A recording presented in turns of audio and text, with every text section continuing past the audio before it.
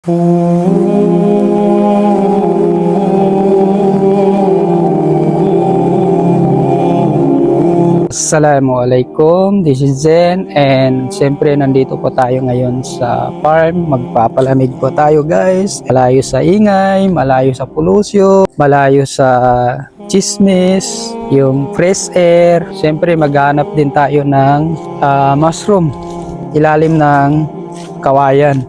So titingnan na natin guys kung meron dito mushroom na tumubo. Maybe meron tayo dito mahanap na mushroom.